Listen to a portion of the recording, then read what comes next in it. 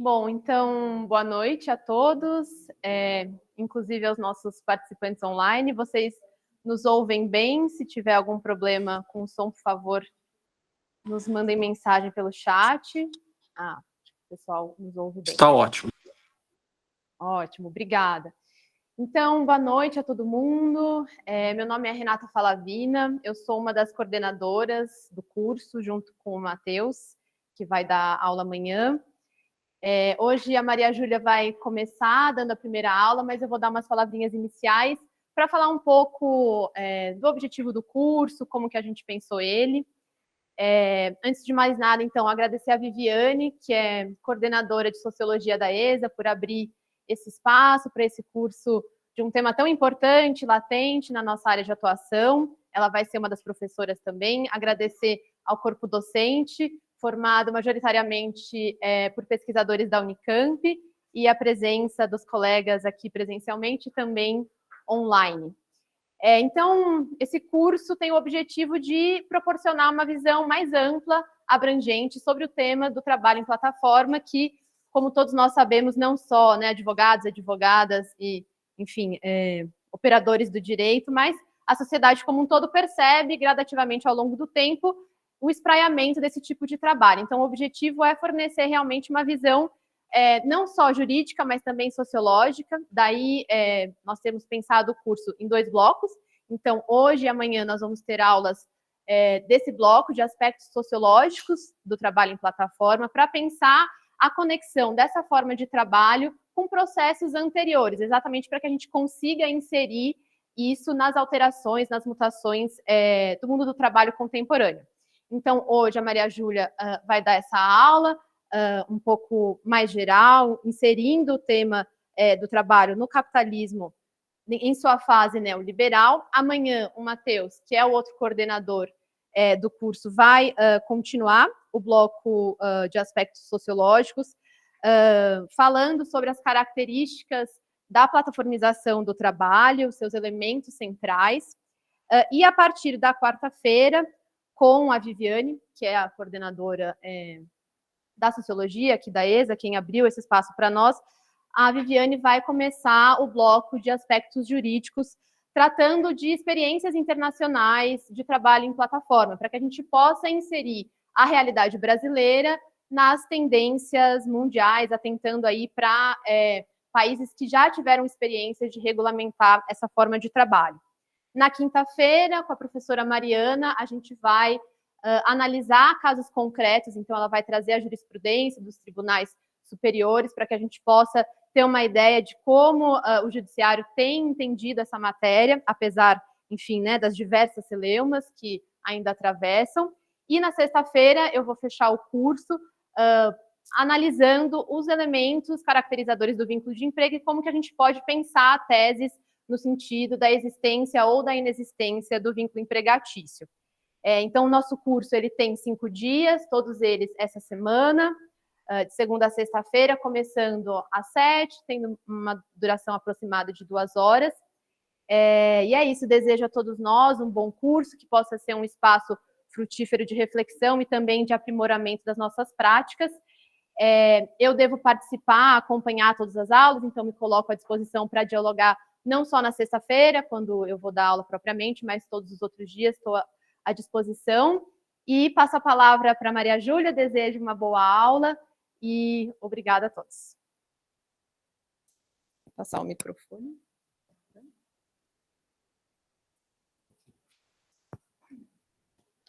Bom, gente, boa noite. Queria agradecer a apresentação aí da Renata, agradecer o convite e o suporte da ESA nesse processo todo, da gente ministrar esse curso aqui. Vou começar me apresentando um pouco, apresentar aqui a minha intenção com o conteúdo que eu vou passar para vocês. E aí eu acho que a gente pode guardar um momento de dúvidas para o final, inclusive para eu poder organizar com a galera que está ali assistindo de casa, de forma remota. Então, se tiverem qualquer questão, peço que vocês guardem para o final para a gente poder organizar. Se tiver alguma questão com suporte, vocês coloquem aí no chat também. Eu acho que é isso. Gostaria de agradecer a presença de vocês aqui, também quem está de forma remota. Meu nome é Maria Júlia, eu sou doutoranda em Sociologia no IFISH, da Unicamp, e eu tenho pesquisado aí essas relações de trabalho, condições de trabalho em plataformas desde o mestrado. Então, de 2020 a 2022, eu concluí o mestrado lá na Federal de Juiz de Fora e a minha dissertação foi sobre relações de trabalho de motoristas da Uber, da 99 e outras plataformas regionais ali em Juiz de Fora mesmo, em Minas Gerais, com foco, uma perspectiva de gênero. Então, conversei com mulheres que dirigiam para essas plataformas, busquei mapear, então, as experiências dessas mulheres e percepções. Estou apresentando isso porque eu vou acabar trazendo isso para a aula também, né, comentando casos, exemplos que eu observei ali em campo. E agora, durante o doutorado, eu estou olhando para plataformas no setor de trabalho doméstico, né, que é um setor que a gente percebeu que ficou meio deixado de lado ali. Muito se fala sobre Uber, muito se fala sobre iFood, mas estavam falando pouco sobre uma Parafuso da vida, né, uma Dona Maid, plataformas que têm, sim, adentrado esse mercado e que têm uma clientela, tem uma quantidade significativa de trabalhadoras ali, e a gente sabe que o trabalho doméstico é estruturalmente e historicamente ele é precarizado, né? Então, o que essas plataformas alteram nesse setor que já tem um viés de precarização? Então, estou tentando olhar para isso e entender, talvez também, então, eu traga exemplos dessas plataformas para a gente conversar sobre. A minha intenção aqui, a Renata já comentou um pouco, não é aprofundar, né, em todos os processos históricos e sociais que culminam na plataformização. A minha intenção aqui é apresentar para vocês um panorama geral desse processo socioeconômico e histórico, para que a gente faça um esforço de problematizar a existência dessas empresas. Porque muito se fala sobre as plataformas como se elas fossem algo natural, né? Algo que caiu, de repente, do céu de paraquedas e começou aí a funcionar e mudar o mercado, ou então incorporar tendências do mercado. Então, eu acho que a gente precisa olhar para essas empresas de modo a problematizá-las e não naturalizar os processos, né? Então, essa é a minha intenção aqui ao trazer para vocês esse conteúdo. E num contexto mais amplo, né? Então, não naturalizar a tecnologia, né? Não achar que a tecnologia é uma coisa neutra, é uma coisa que acontece por acontecer, né? E não é uma coisa que, na verdade, está situada num contexto mais amplo e geral de capitalismo, né? De relações de trabalho que são precarizadas, né? De relações desiguais de poder entre os dois lados da moeda, tá bom? Então, acho que é isso. Vou passar aqui. Acho que me ensinaram desse jeito.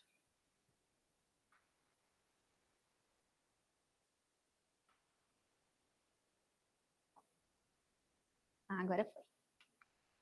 Bom, então esse é o título da minha apresentação, o espraiamento das plataformas de trabalho, em qual relação capital-trabalho, em qual contexto. A gente tem pensado um pouco nessa ideia de espraiamento das plataformas, justamente pelo que eu já comentei, né, que essas plataformas, elas estão se espraiando, se espalhando para outros setores, né? Não apenas, aí a gente não tem só plataformas de transporte, plataformas de entrega, a gente tem plataformas no setor bancário, plataformas no setor jurídico, a gente tem plataformas no setor ali de esporte, né? Enfim, tem várias plataformas em setores diferentes, né, que atuam, inclusive, de formas diferentes.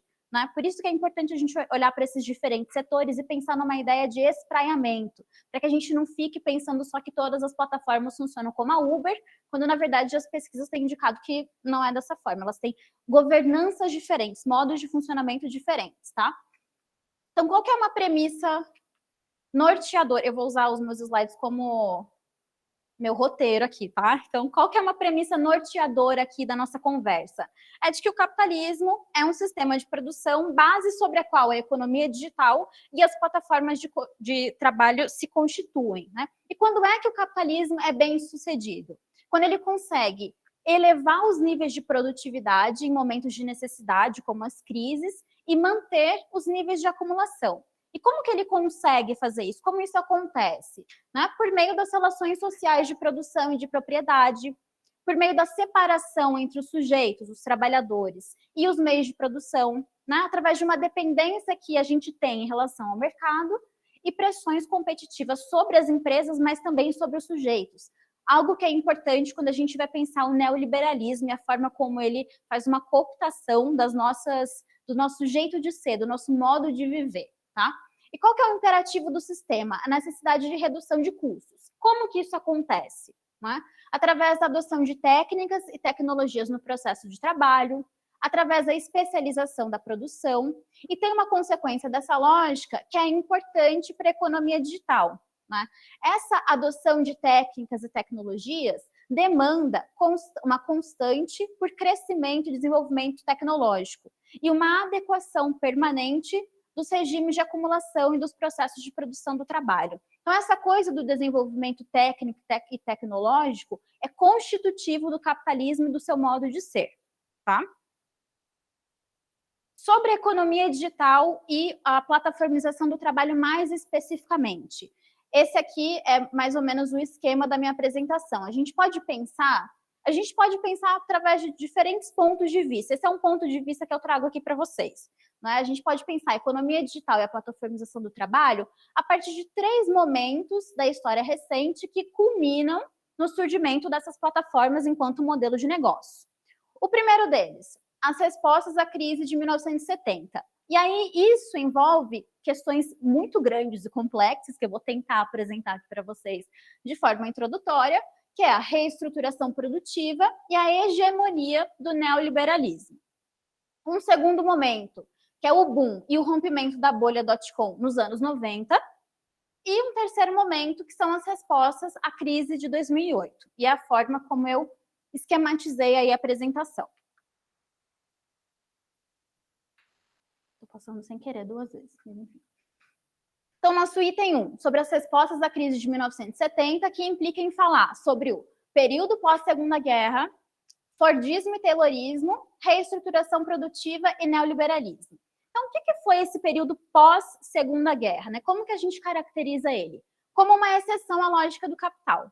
Keynesianismo, social-democracia, o desenvolvimento do Fordismo e do Taylorismo, Marshall Plan, que é um investimento grande dos Estados Unidos, né, nos países que participaram ali da Segunda Guerra, de modo a reerguer essas economias e serem players ali na mundialização, globalização, estado de bem-estar. E aí, o que eu gostaria de destacar, que eu trago aqui mais à frente? Que esses são todos processos localizados. O que isso quer dizer? Que eles acontecem de uma forma no núcleo central, né, que são esses países de capitalismo avançado, e os outros países, eles são incorporados numa posição ali de subordinação e independência.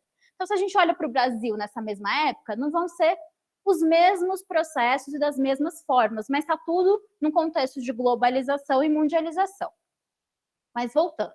Havia, então, naquele momento, uma busca por conciliação e acordos entre os estados nacionais naquele momento, né? Pensem, pós-Segunda Guerra, a galera está tentando acalmar os ânimos, mas também entre capitalistas e trabalhadores. O que isso quer dizer? Né? Uma associação positiva entre lucro e salário, então quer dizer que o salário ele podia crescer, né, de acordo com o lucro ali, e um crescimento sustentado pela renda e o consumo de massa, que tem justamente a ver com a produção de massa, do modo de produção, né, do Fordismo e do Taylorismo. E os estados? Qual que era o papel dos estados naquele momento? Eles eram responsáveis ali por administrar e reconstruir os países, por isso a ideia de pleno emprego, crescimento econômico e bem-estar dos cidadãos novamente no norte global, porque período pós-Segunda Guerra, década de 70 aqui no Brasil, a gente sabe que é período da ditadura militar. Bom, só retomando, então, o que era esse tal de Fordismo e Taylorismo do qual a gente fala aqui, que tem a ver, sendo um dos processos que vão culminar posteriormente na plataformização do trabalho, né? Na verdade, a queda do Fordismo e do Taylorismo. Todo professor de sociologia adora fazer referência a tempos modernos, né? Mas eu acho que é porque explica bem aquele contexto, quando a gente olha... São GIFs, eu não sei se eles vão aparecer, acho que não.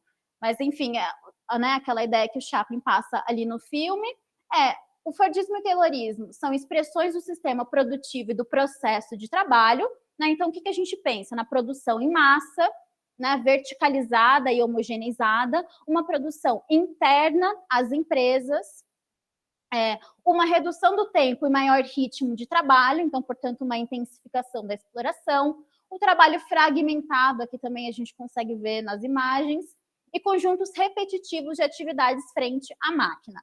Qual que é uma representação desse modelo? A produção em série do Fordismo e o cronômetro do Taylorismo, que cronometrava os movimentos dos trabalhadores para que houvesse menor perda, né? E o que acontece? O Fordismo, o Taylorismo, esse modelo aí de produção e organização da produção e gestão, ele por si mesmo é uma resposta à crise de 1929, né? Foi uma forma, então, que o sistema encontra de retomar os níveis de acumulação, a partir do que a gente já tinha conversado, do desenvolvimento tecnológico. Tá? Então, essa é uma premissa importante que ela vai atravessar a apresentação toda. Acontece que esse período de exceção, ele atinge limites ali entre a década de 60 e 70. A expansão pós-guerra, ela retrai, acontece que se desenvolve uma onda inflacionária e a rigidez do modelo de produção vigente acabava limitando a acumulação do capital. Então, vamos relembrar a premissa. O capital ele tem que sempre manter ali o nível de produção e acumulação do capital, e se tem alguma crise, a intenção dele é sempre retomar, né, essa acumulação do capital e os níveis de produção. A produção global atinge um ponto de superprodução, o que pressiona os preços para baixo, gerando crise ali nas firmas nacionais dos Estados Unidos. É uma crise doméstica, só que devido ao contexto de mundialização e globalização, há uma influência mundial, né? Então, essa crise não fica só restrita ali aos Estados Unidos, ela atinge todos os países por conta dessa relação globalizada. E aí, na década de 70, então, a gente tem um quadro crítico, né? Caracterizado pela taxa decrescente de lucro, né? Redução da produtividade, por esses limites do Fordismo e do Taylorismo, essa rigidez como padrão de acumulação, que implica em, por exemplo, retração de consumo e uma crescente autonomia e protagonismo da esfera financeira. E, por fim, um aumento da concentração de capital em monopólios e oligopólios. Tá? Nesse mesmo contexto, para piorar tudo, né, é um dos momentos em que acontece também o choque do petróleo. Tem a ver com o embargo econômico ali desses países exportadores de petróleo para alguns países, né, os países árabes integrantes dessa organização colocam embargos para outros países, gerando inflação e deflação a nível mundial, redução da taxa de juros e efeitos sobre insumos básicos. Bom, qual que é a premissa básica do capitalismo? Retomar a acumulação, retomar o crescimento. É a partir desse momento, então, de caos ali da década de 70, né, que a gente começa a pensar e observar uma reestruturação produtiva do capital para justamente retomar esses níveis de crescimento de acumulação. Tá? É um processo que lida com o que a gente diz que é uma dimensão fenomênica da crise estrutural do capital. É a intenção desse processo renovar o capitalismo por completo para que as coisas sejam melhores de fato, não é? Para que as pessoas tenham um bem-estar social? Não. A intenção é lidar com aquela problemática da retomada dos níveis de acumulação. Tá? Esse é o foco do que a gente chama de acumulação flexível, diferente da tal rigidez do Fordismo e do Taylorismo. Tá? Na produção, então, busca por formas de crescimento, racionalização, reestruturação e intensificação do controle sobre o trabalho. Isso aqui tem implicações, até hoje, num contexto de capitalismo de plataforma. Tá? E quais eram as estratégias para a retomada dos níveis de acumulação? A incorporação de um novo modelo, então, né, que ele acontece, é incorporado de forma concomitante ao Fordismo e Taylorismo, né, então não é como se da noite para o dia as coisas, o modo de produção, o modelo de produção se tornasse toyotista, né, elas acontecem ali e sobrevivem ao mesmo tempo. O desenvolvimento, novamente, tecnológico e automação, a busca por novos produtos, nichos de mercado e fusões, formas de acelerar o tempo de giro do capital, processo de trabalho fragmentado para que houvesse menos downtime, uma estrutura produtiva, de novo, mais flexível em oposição à rigidez que era observada anteriormente, e isso é importante, novas técnicas de gestão da força de trabalho. Então, a ideia de trabalho em equipe, células de produção, times de trabalho, esses grupos semi-autônomos, um envolvimento participativo dos trabalhadores, né, preservando, entretanto, o trabalho alienado e estranhado. Um trabalho polivalente, multifuncional e qualificado, e uma redução do tempo de trabalho.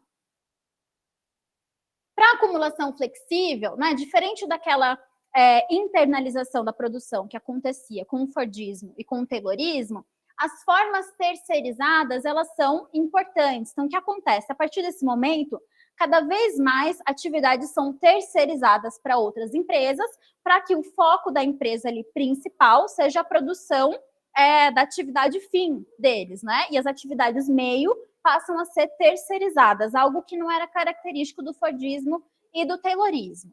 E isso aqui também, um ponto muito importante, que é um esforço de dificultar a organização coletiva, tanto através da terceirização, mas também através da rotatividade, então trabalhadores ficando cada vez menos tempo nos seus postos, né, o que dificulta essa organização coletiva.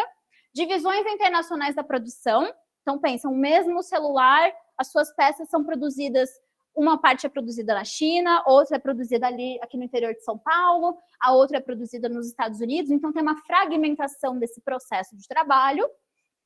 E a xenofobia e o racismo também, né? Quando a gente pensa essas ondas migratórias, a imigração, esse é um aspecto importante também, que começa a surgir aqui como uma gramática do capital, digamos assim, né? Para que fique cada vez mais difícil a organização coletiva dos trabalhadores. Isso é algo também que respinga no capitalismo de plataforma.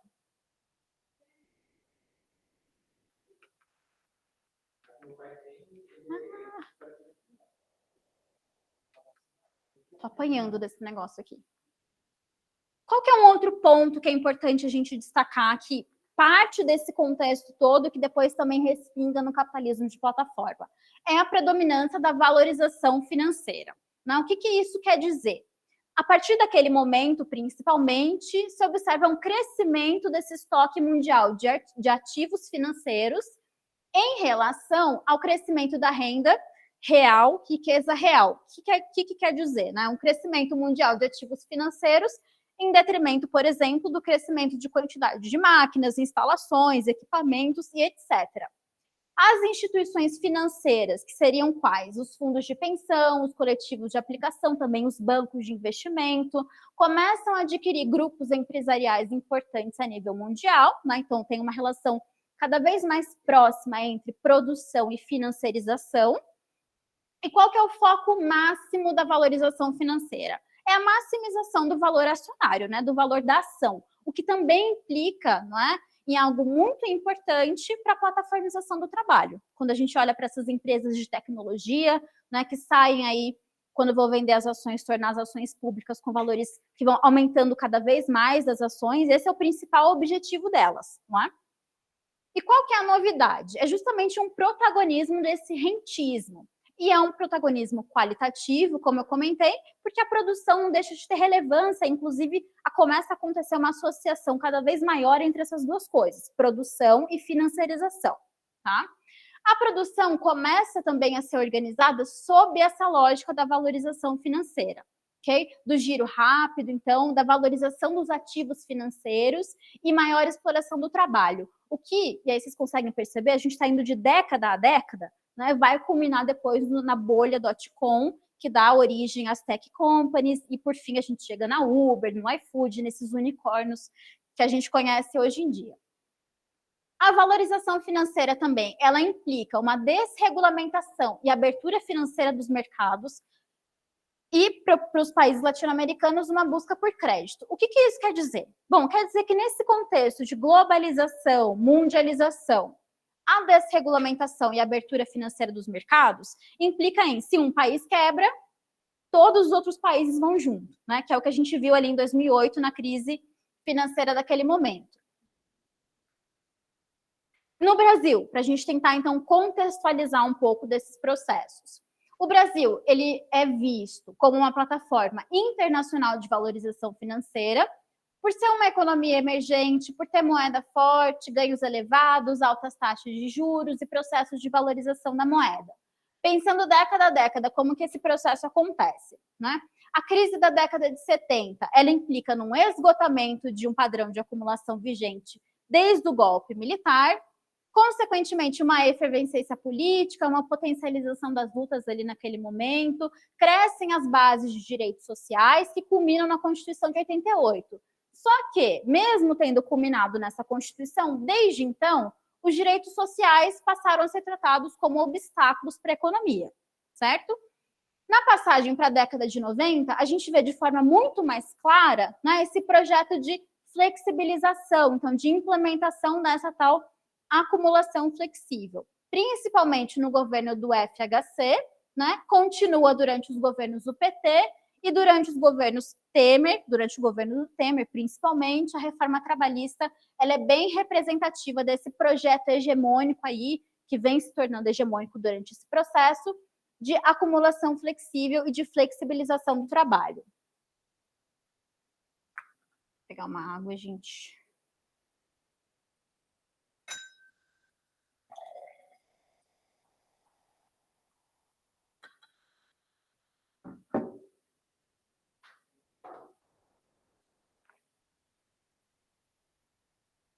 Por trás dessa valorização financeira, que muitas vezes passa um aspecto de imaterialidade, né? Porque a gente pensa em ativos financeiros, a gente pensa em valorização no mercado financeiro e parece que não é algo concreto, parece que não é algo real, né? Que afeta as nossas vidas de alguma forma. A valorização financeira, ela exerce uma pressão concreta sobre a exploração do trabalho, ok?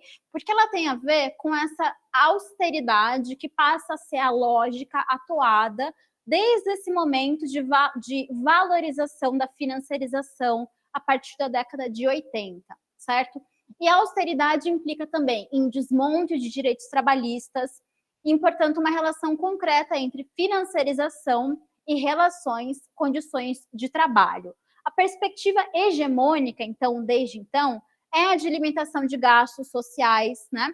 De especulação de juros e de amortização de dívidas, né? Nessa esperança característica da financiarização de que o dinheiro por si só gere dinheiro.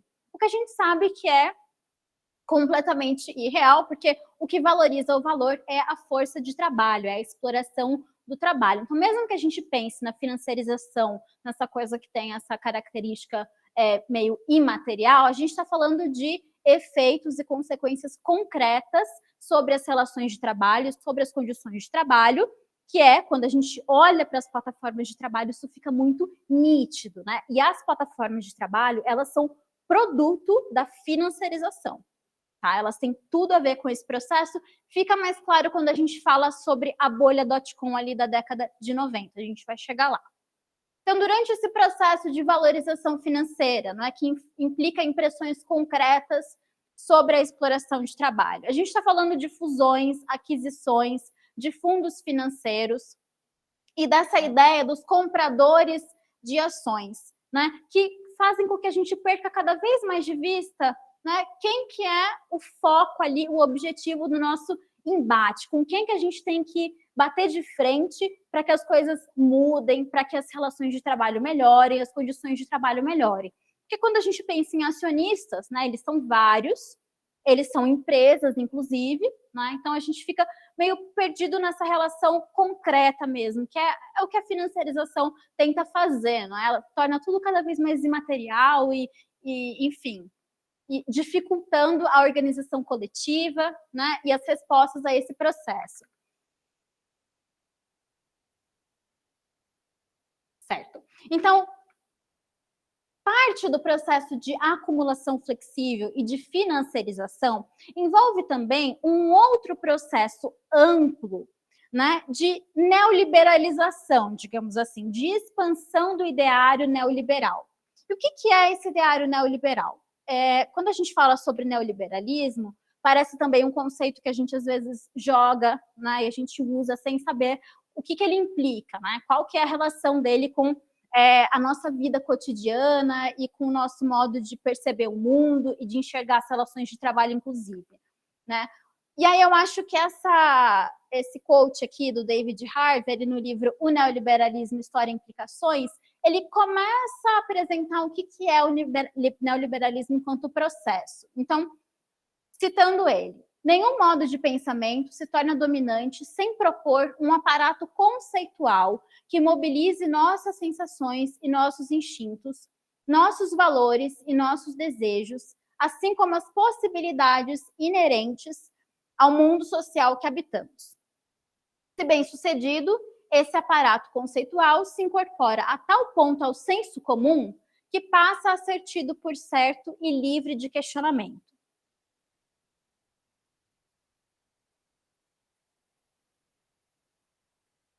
O neoliberalismo, enquanto processo, né, ele implica num processo, então, de novo, de reestruturação do poder, de retomada de acumulação e desenvolvimento do capitalismo. Né? Por quê? Porque a gente está vendo ali que desde a década de 70, né, começa a ter uma decaída nesse processo de acumulação, de desenvolvimento, do crescimento do capitalismo, e ele precisa buscar formas de recuperar essa acumulação e esse desenvolvimento. Né? E aí a gente vê, então, a acumulação flexível, a gente passa pela financiarização, e neoliberalismo e acumulação flexível andam lado a lado, né, se complementam. Então, o neoliberalismo é justamente esse projeto grande, amplo, que envolve todas as dimensões da sociedade, das relações sociais, um projeto que busca reestruturar o poder de classes e predomina como forma de restauração do poder das elites econômicas, né? Ele propõe uma reorganização social e política que acompanha, então, como eu falei, a reestruturação produtiva, a acumulação flexível. E o que é importante a gente perceber, então? A reestruturação produtiva, ela é algo que acontece em diferentes momentos do capitalismo. O Fordismo e o Taylorismo foram uma forma de reestruturar a produção de modo a recuperar o crescimento depois da crise de 1929. Né? Então, a acumulação flexível é apenas mais uma forma de reestruturação produtiva. O que caracteriza essa reestruturação produtiva, que a gente chama de acumulação flexível, ali a partir da década de 70? É justamente a relação que ela tem com o neoliberalismo. O neoliberalismo enquanto ideário, enquanto modo de ser, enquanto modo de viver e se relacionar com os outros e com a gente mesmo, tá? Então, portanto, o neoliberalismo, ele propõe uma transformação do capitalismo e da sociedade. E ele conecta diferentes projetos políticos, tecnológicos, comerciais e produtivos. Tá? Ele propõe um reengajamento político do Estado a partir de novos métodos e novos objetivos, portanto, de novo, vinculado a esse processo de reestruturação produtiva da acumulação flexível. Então, desde a década de 70, a gente observa que crescem as narrativas sobre o excesso de democracia, por exemplo. Então, há um apelo teórico naquele momento, né, para que se colocassem barreiras, se colocassem limites às reivindicações políticas. E as políticas de Estado e de organizações econômicas mundiais começam, então, a tomar essa direção, ok? De limitar cada vez mais as reivindicações políticas e de colocar limites a essas reivindicações.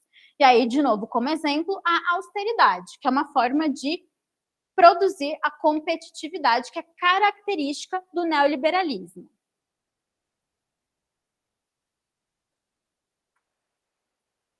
E por que o neoliberalismo é bem sucedido? Né? Porque ele não destrói apenas, ele constrói. Ele constrói tipos de relações sociais, né? Modos de viver, subjetividades. Então, formas de existir, comportamentos, relacionamentos com os outros e com nós mesmos. É uma racionalidade, né? E ela se expande para as nossas condutas, né? Qual que é a ideia do neoliberalismo enquanto forma de existir? É justamente essa ideia da construção de um senso comum, não é? Que a gente compartilha como se fosse uma verdade inquestionável. Né? E qual que um aspecto importante do neoliberalismo nesse sentido é esse quadro normativo que, em nome da liberdade, ele orienta as nossas condutas, as nossas escolhas e práticas. Então, o trabalhador ele é livre para se associar ao Uber. Ele faz isso porque ele quer. Ele é dono de si mesmo, ele é um empreendedor. não é verdade? Então, ele toma as próprias decisões. Ele é uma empresa de si mesmo. Nada mais influencia ele. Ele é um indivíduo ali que tem determinado e ele consegue decidir, então ele é empreendedor de si mesmo e ele está ali em competição com os outros trabalhadores e o melhor vai vencer. Né? Essa é uma perspectiva do neoliberalismo que influencia a nossa forma de se relacionar uns com os outros e com a gente mesmo. Porque aí o cara da Uber, né, o trabalhador lá que acorda todo dia 5 da manhã, ele vai levantar e pensar, não, então eu sou completamente responsável pelo meu futuro e meu destino. Então, se eu for um pobre fracassado, a responsabilidade é toda minha. Não é dessa empresa que faz uma gestão algorítmica do trabalho, que determina quanto eu vou ganhar, que não é regulamentada. Eu sou coprodutor, né? Não tem aquela coisa do coach de que você cocria a sua realidade? É uma perspectiva completamente neoliberal, que a gente vê em todos os lugares, em todos os espaços. Então, quando a gente fala sobre neoliberalismo, que parece também, de novo, como a financiarização, uma coisa abstrata, é dessa narrativa, é desse discurso que a gente está falando. Né? E por que ele é perverso? Porque aí não sou só eu julgando a Renata e falando, a Renata é pobre porque ela quer. Sou eu julgando a mim mesma e dizendo, eu sou pobre porque eu quero. Não é? Então, essa é a perversidade desse tipo de relação, desse tipo de subjetividade, dessa forma de racionalidade, que, quando a gente olha para as plataformas, é completamente incorporada por elas.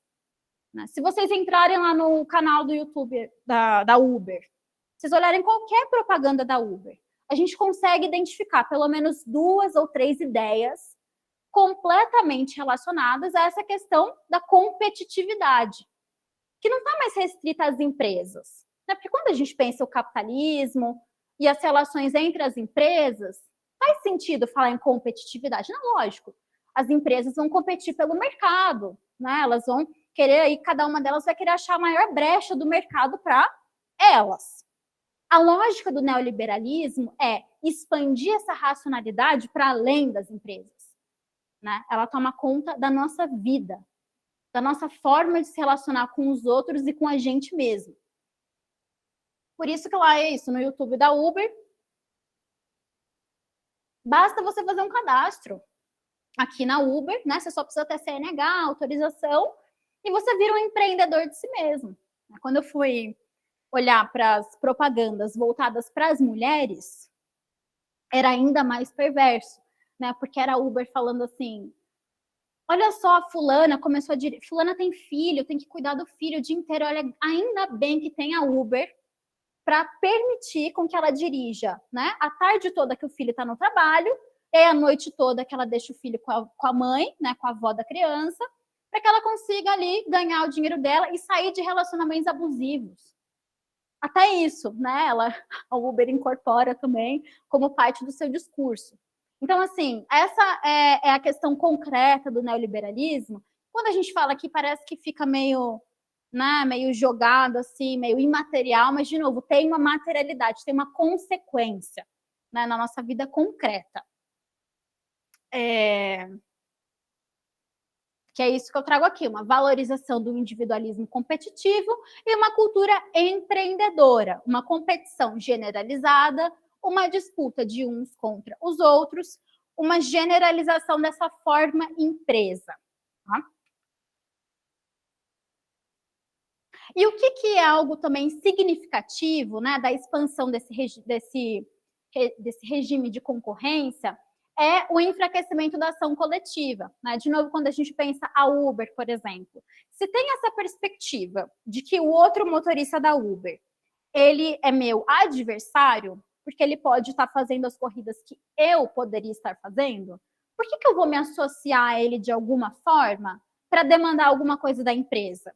Primeiro, porque a empresa não é responsabilizada por nada. Né? No discurso da empresa, ela se retira de qualquer responsabilidade. Né? No discurso jurídico também, algumas vezes, eu não sou da área, mas quando a gente olha algumas decisões, também as decisões desresponsabilizam completamente a empresa. Então, a primeira ideia do trabalhador não vai ser nunca cobrar a empresa. Né? E aí ele olha para o colega dele e não vê como um colega, vê como um adversário. Por que eu vou me associar a essa pessoa que está ali competindo comigo pelas corridas? Né? Então, tem um enfraquecimento da ação coletiva, que não é vista só no caso da Uber, né? É vista também quando a gente pensa essa coisa da globalização, por exemplo. Se tem os trabalhadores, né, de uma mesma empresa, uma multinacional, os trabalhadores em um país estão fazendo desempenhando determinada função, com determinados rendimentos e benefícios, enquanto aqui no sul global as pessoas estão sendo exploradas e precarizadas sem benefício ou direito algum, por que é que esse cara aqui vai se associar a esse? Por que esse vai se associar a esse? Então, é uma lógica que se expande durante todo esse processo, a de enfraquecimento da ação coletiva. Né? Isso, uma concorrência enquanto subjetivação. Então, pensar, por exemplo, em termos de egoísmo, de falta de solidariedade, de falta de redistribuição, de uma lógica reacionária e antidemocrática. Né? Mesmo o egoísmo parece que é algo, às vezes, da personalidade da pessoa, não é? Mas quando a gente olha para esses aspectos socioeconômicos e históricos, a gente sabe que ele tem a ver com essas relações e esses discursos e narrativas que são construídos sobre a forma como a gente se relaciona. E se expande para além da esfera mercantil e financeira, uma produção de subjetividade. E a relação do sujeito com ele mesmo espelha a relação do capital com ele mesmo, ou seja, como um valor que deve se valorizar constantemente. Acho que daqui uns 10 minutinhos fazer um intervalinho, e aí a gente continua depois, mas vou finalizar essa parte. Essa questão aqui é muito importante, da empregabilidade, né, que tem a ver com aquela ideia de que você é responsável, né, por você estar empregado ou não. Então, se você está desempregado, faz um curso, né, faz uma especialização, faz uma pós-graduação, o que não é garantia de nada, né, quando a gente olha para o nosso mercado de trabalho completamente informalizado e precarizado. Mas a ideia é essa, se você fizer, você vai conseguir, porque a responsabilidade é completamente sua. E essa ideia de empregabilidade, ela pipoca muito antes do que a noção de empreendedor e de empreendedorismo. Ela é mais antiga, mas ela surte efeitos até hoje, eu tenho certeza. Né? Eu tenho certeza que alguém aqui já pensou isso alguma vez, ou alguém que está assistindo. Né? Nossa, eu estou desempregado porque eu não fiz aquele curso que eu deveria fazer. E se eu fizer, eu vou conseguir um emprego, eu vou conseguir uma colocação. Na verdade, não é garantia de nada.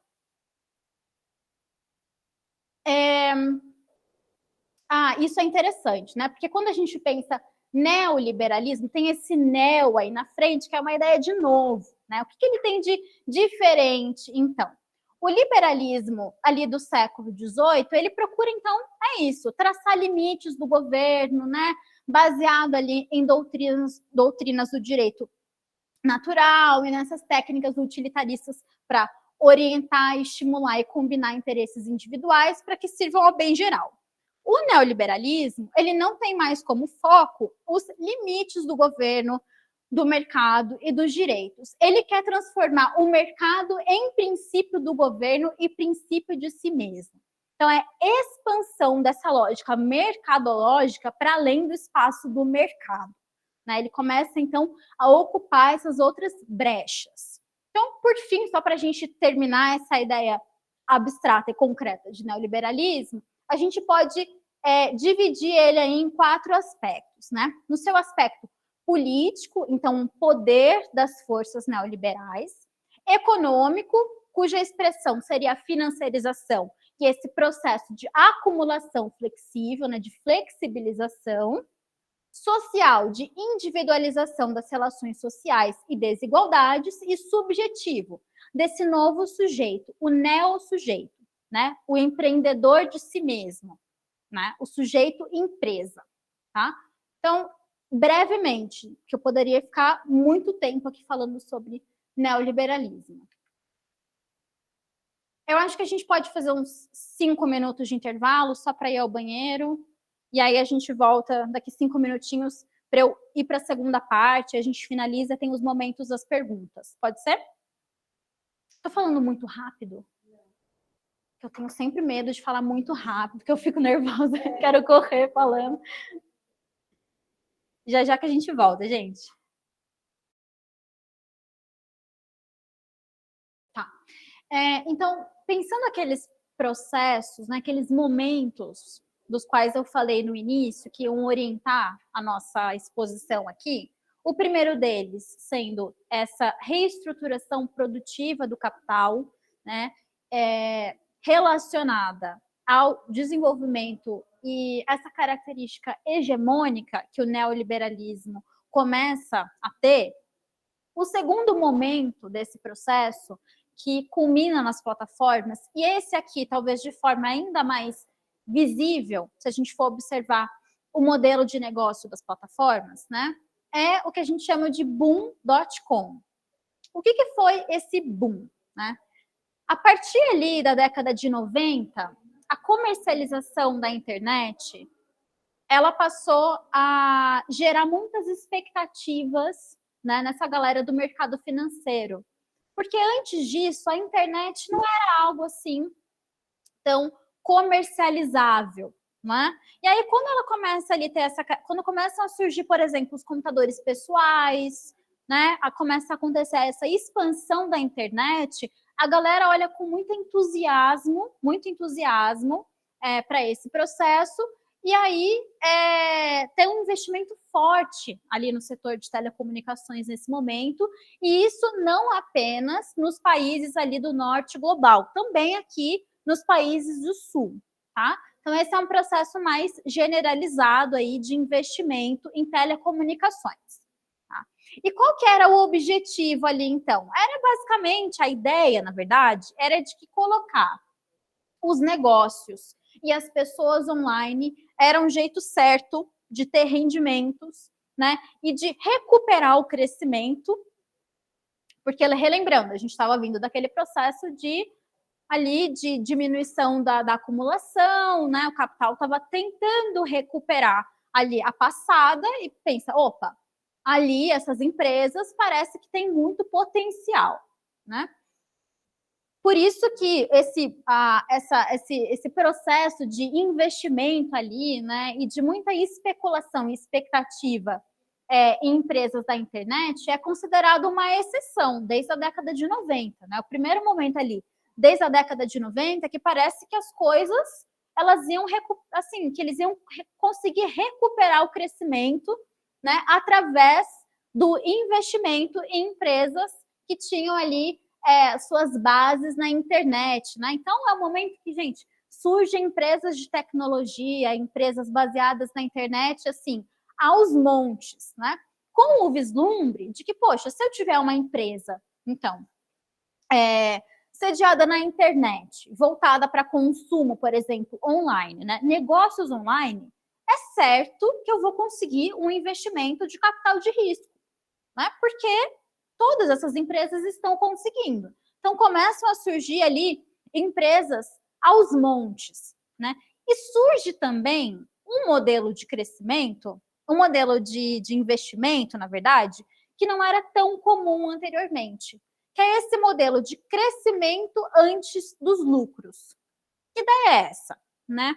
Antes desse processo, as empresas precisavam apresentar alguma forma de lucro, né? Para que houvesse, então, o capital olhasse para ela de um jeito diferente, né? E pensasse, poxa, eu acho que essa empresa que está gerando lucro é uma empresa na qual eu devo investir para que eu também obtenha parte desses lucros. Acontece que nesse momento aí de muita expectativa e frenesi em torno das empresas de tecnologia na internet, esse modelo do lucro antes do investimento dá lugar ao modelo de crescimento antes dos lucros, que implica, então, numa quantidade grande de investimento em empresas que não lucravam, né? A ideia era assim, em algum momento, essas empresas vão crescer e elas vão ocupar brechas no mercado e elas vão dominar essas indústrias. Porque a internet é essa coisa mágica, incrível, né? Que não era comercializada antes e que agora é. Nossa, tem muito potencial.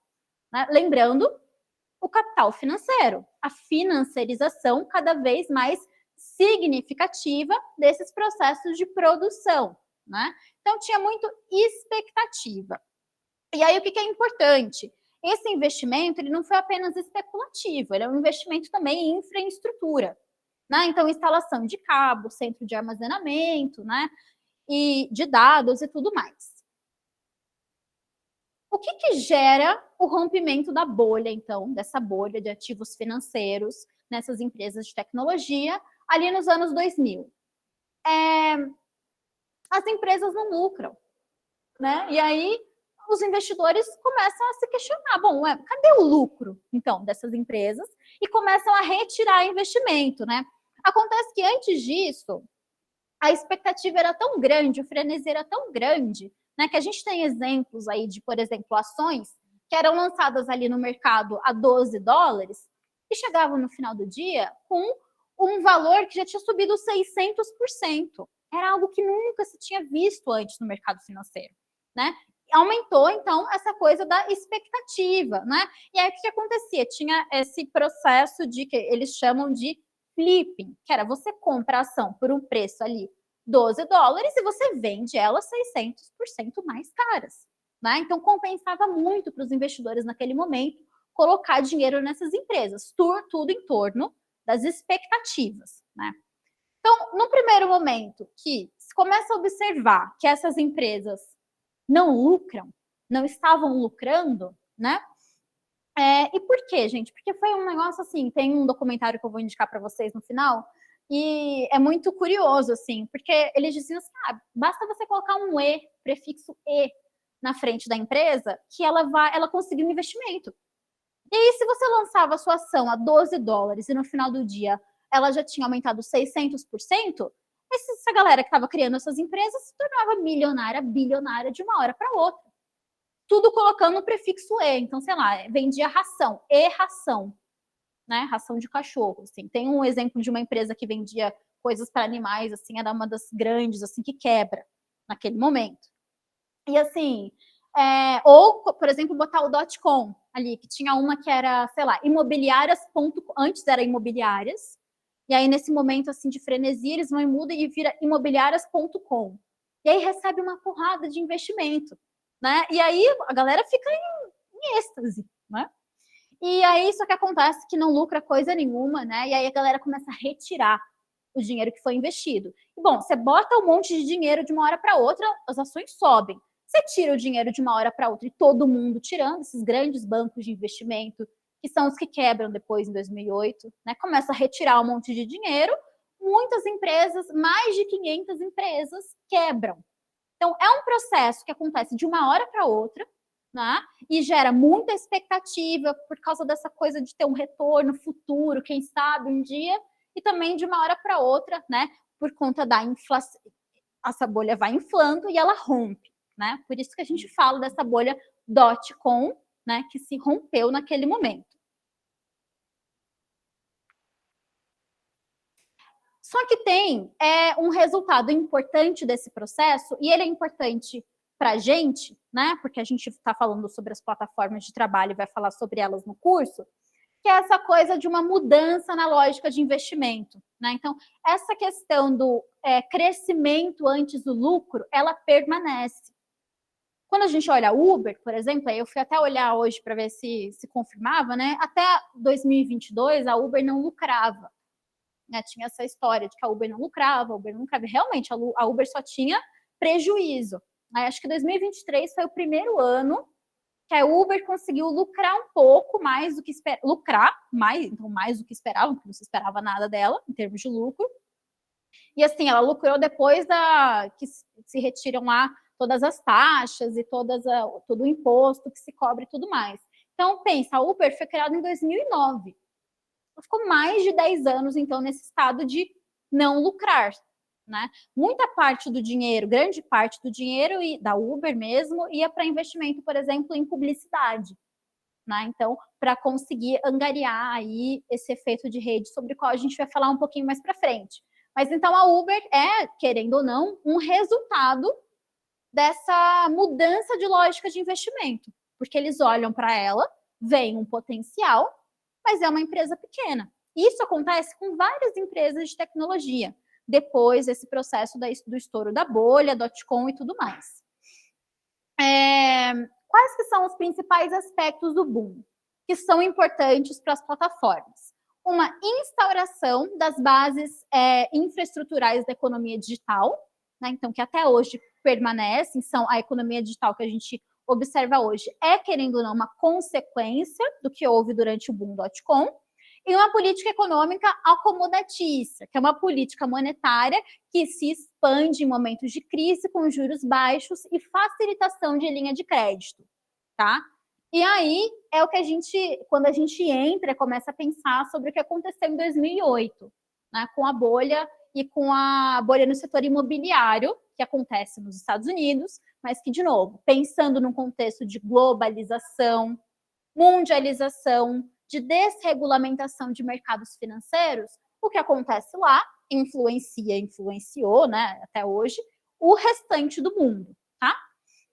Então, essa política acomodatícia de juros baixos em momentos de crise, facilitação de linha de crédito, tá? Dá o tom para o que viria a acontecer depois. Há uma redução das taxas em hipotecas, um investimento em hipotecas de alto risco para buscar maior retorno e a bolha no setor imobiliário, tá? Que é o que a gente conhece como a crise de 2008.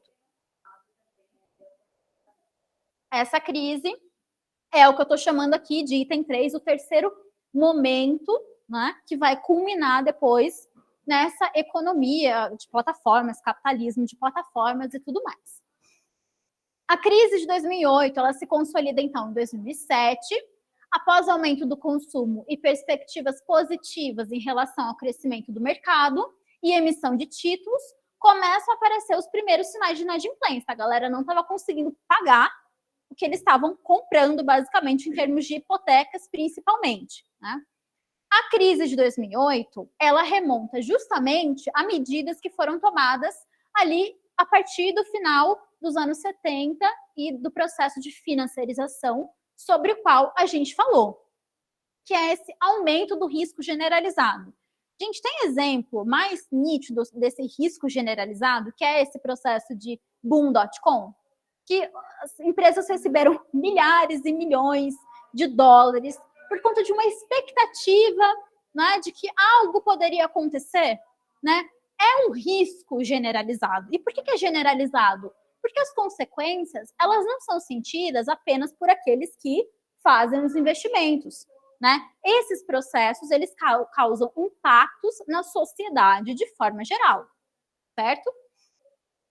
Essa produção de crises recorrentes, então, não sei se vocês perceberam, mas a gente está, então, desde a década de 70, falando em processos de crise, né, de tentativas de recuperação. Então, a coisa diminui, tenta recuperar, diminui, tenta recuperar, né?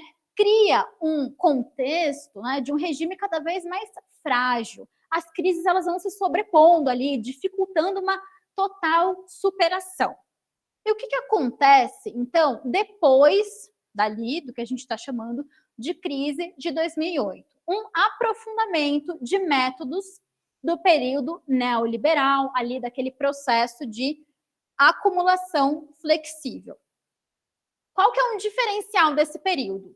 Principalmente as respostas do capital internacional e dos estados nacionais, que foram ali mais ou menos coordenadas. Então, também num filme que eu vou indicar para vocês depois, a gente consegue ver as conversas que aconteciam ali por trás dos bastidores entre líderes de países diferentes e tudo mais, para tentar, por ser um efeito, um impacto global, mundializado dessas crises, também as articulações precisam ser globalizadas, mundializadas, né?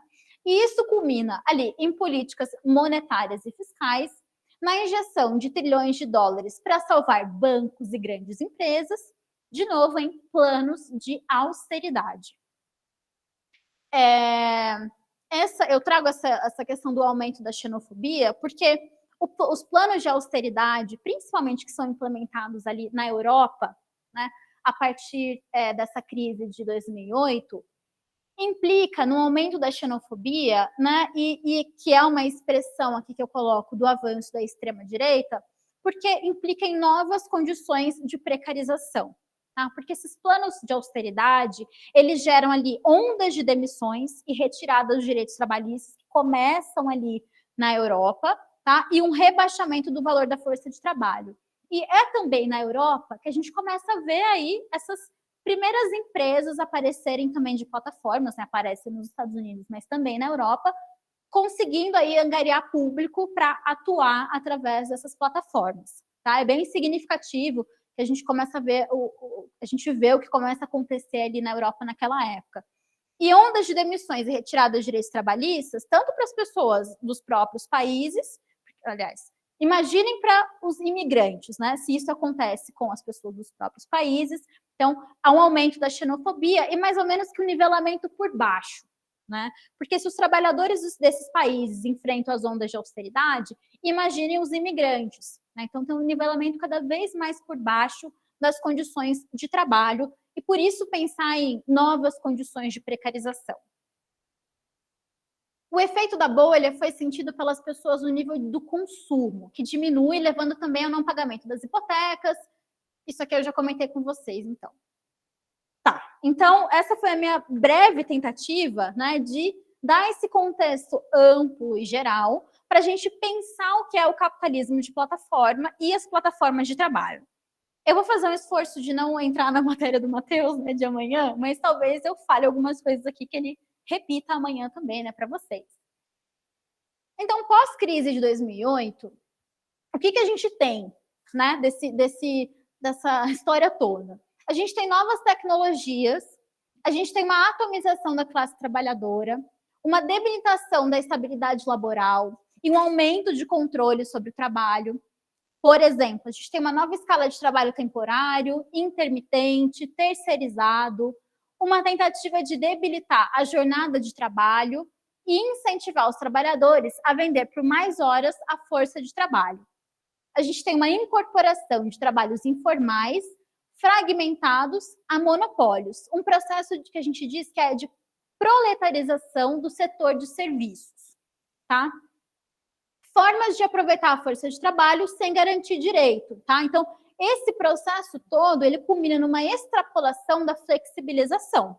Então, a partir de então, a gente vê, por exemplo, o contrato 0 hora, essa história de trabalho on demand, né, sob demanda, pagamento por voucher, né, que isso aconteceu na Itália, por exemplo, e as plataformas digitais. Então, elas são uma expressão desse processo mais amplo, né? Então, essa ideia de que os trabalhadores eles podem ser usados quando é conveniente, por minutos, por horas e por dias, quando for necessário. O que implica, na verdade, né, debilitar a jornada de trabalho, implica em aumentar a jornada de trabalho. Né? Porque se você não tem um momento para começar e parar, como é sua própria responsabilidade, né, manter o seu trabalho, garantir a sua própria subsistência ao seu trabalho, só seu, e sua responsabilidade, não é? Você começa a trabalhar às 5 e termina de trabalhar às 10, não é? Você não tem jornada de trabalho, você faz o seu horário, não é isso? É sua responsabilidade. E é também desse processo, olhem só, de novo, a Uber surge em 2009. Né? Então, é ali logo depois, né, do rompimento da bolha que culmina na crise de 2008. Então, é a partir desse processo também que a gente vê surgirem essas ideias de sharing economy, seria a economia de compartilhamento, gig economy, economia on demand, economia de vigilância, etc. A sharing economy, ela é interessante porque ela começa a surgir ali, começa a ideia, né, de que a gente pode compartilhar as coisas. Se você tem um carro, você compartilha com o seu colega, com o seu amigo, tudo mais. Então tem todo esse ideário disruptivo, as tecnologias são disruptivas, né? A gente tem que usar elas a nosso favor. Então, dorme no meu sofá aqui, tem esses plataformas, aplicativos de compartilhar sofá, sei lá. É um primeiro momento dessa ideia de que a gente poderia construir, então, essas plataformas, essas empresas que surgem sob esse nome de sharing economy, economia de compartilhamento. Então, tem uma construção narrativa, assim, que é significativa dessa ideia de economia de compartilhamento. Somos todos um só povo, uma só galera, vamos todo mundo compartilhar, não precisa disso. E aí chega aquele CEO da empresa de tecnologia, dizendo que você tem que compartilhar, e aí o investimento lá na bolsa sobe, enfim, é todo um processo que depois a galera lá na Europa fala, não é sharing economy, é gig economy, é economia de bico. A gente está sendo explorado, não tem nada de compartilhar nada com ninguém, né? E aí a gente vai falar um pouquinho mais sobre a gig economy depois. Tem uma ampliação também, em consequência desse processo, de controle e de conexão entre produção e circulação, e controle sobre os trabalhadores. Então, produção de dados, internet das coisas, né, que é essa ideia de que todas as nossas coisas estão conectadas através desse sistema de internet, a gente conectado às coisas e as coisas conectadas entre si, né, essa ideia de internet das coisas. E o que é importante daqui? É que mais do que nunca, né, as empresas conseguem explorar, armazenar, né, dados. Porque a gente pode pensar como um item que compõe essa capitalismo de plataforma, a dataficação. Então, a financiarização, o neoliberalismo, a reestruturação produtiva ali da acumulação flexível e a dataficação também, né?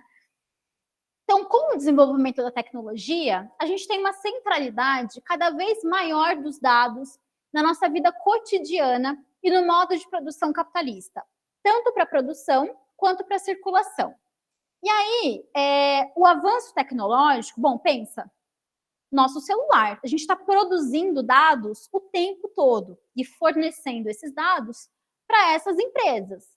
Então, se cada rede social que você tem no seu celular é uma empresa e você está fornecendo dados gratuitamente para cada uma delas, imagina só quantos dados vocês estão fornecendo todos os dias, né? E dado não é só nosso nome, a nossa idade, né, o nosso CPF, o like é um dado, quanto tempo você assiste um vídeo no Instagram é um dado, né? A sua localização, que a geolocalização está ligada no seu celular, é um dado. Para onde que está indo tudo isso?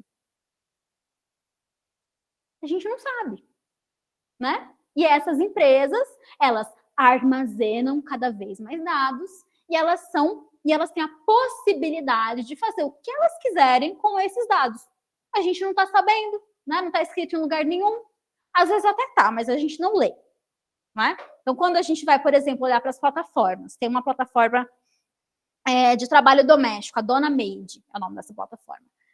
Está lá nos termos de uso dessa plataforma, que eu duvido muito que as trabalhadoras e os usuários venham de forma geral, está lá dizendo que os dados que são produzidos nessa plataforma são armazenados por uma outra empresa. Quer dizer, não é só a Dona Made que está tendo acesso aos dados que são produzidos, é uma segunda empresa. Tá? Então, a gente não está produzindo valor apenas para a Dona Made quando a gente quer contratar uma faxina. A gente também está possibilitando que essa outra empresa tenha o seu serviço de armazenamento, exploração e análise de dados, né, a seu dispor. Né? Então, esse é um processo que está cada vez mais presente nas nossas vidas. Nossos relacionamentos, você quer achar um namorado pelo Tinder, você está produzindo dados. Né? Então, assim, essa é uma novidade. Essa é uma novidade desse processo que a gente chama que é dataficação. Tá? A quantidade de dados que podem ser manejados atualmente é maior, né, do que em qualquer outro momento, porque os dados sempre foram importantes. Né? Para a financiarização, por exemplo, os dados eram importantes para que os mercados pudessem conversar entre si. Né? Então, nesse documentário que eu vou recomendar para vocês, por exemplo, tem lá uma conversa sobre dados, que é a conversa sobre quantos clientes voltavam para comprar uma segunda vez na empresa, e isso era importante para o valor da ação e tudo mais. Né? Então, sempre teve essa coisa do uso dos dados, do armazenamento. Mas agora é numa quantidade absurda, porque todos nós somos produtores de dados em potencial. Tá? Isso nunca antes visto. Por isso que a dataficação é um processo importante do processo de plataformização do trabalho. O que são os dados? Não é? De forma mais simplista, mais objetiva. Os dados são uma informação de que algo aconteceu. Então, se você deu o like naquela foto, algo aconteceu. Como o petróleo, os dados são, eu gosto dessa analogia com o petróleo, os dados são extraídos, refinados e usados de diversas formas. como, por exemplo, para otimizar a produção, para avaliar preferências de clientes, consumidores. Então, vocês acham que é à toa que o Google recomenda aquele anúncio para vocês no site que vocês estão entrando? Não é à toa, né? Que tem a coisa da previsibilidade. Ah, Renata, eu sei que ela gosta de X, Y e tudo mais. Ah, então vou apresentar X e Y em todo o site que ela entrar. E essas coisas, os nossos aparelhos celulares, os nossos computadores, elas são interconectadas, essas interfaces. Né? Então, elas conversam entre si.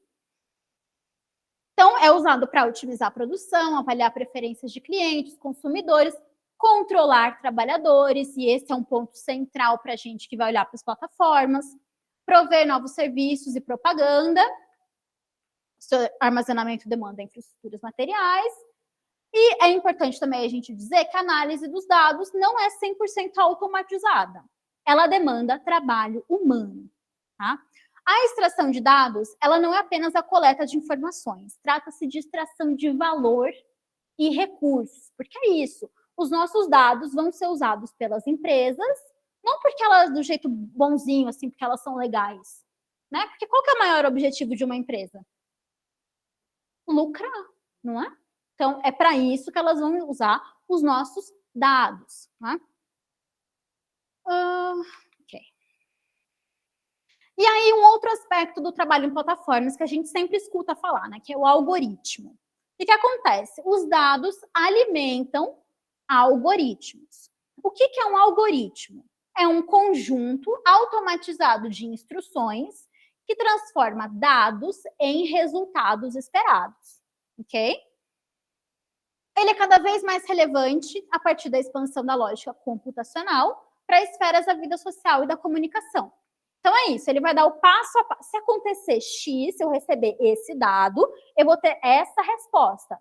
A resposta é uma consequência de como o algoritmo foi programado. Porque, gente, quando a gente fala em algoritmo, de novo, a gente não está falando em uma coisa abstrata. É concreto e é fruto também do trabalho humano. Né? O algoritmo não se produz sozinho. Ele é feito por alguém que está num determinado contexto social, não é? Que tem um viés. Por isso que tem muita gente falando, por exemplo, sobre discriminação baseada em algoritmo. Né? Então, isso é importante da gente entender. O algoritmo, ele tem um objetivo.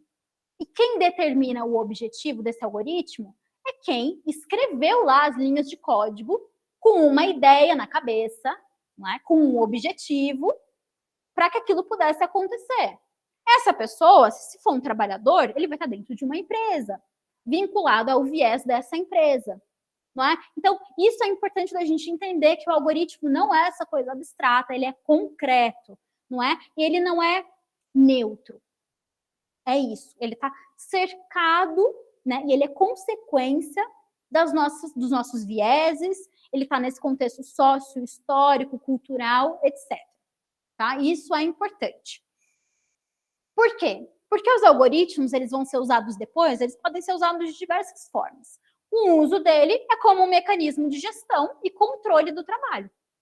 Tá?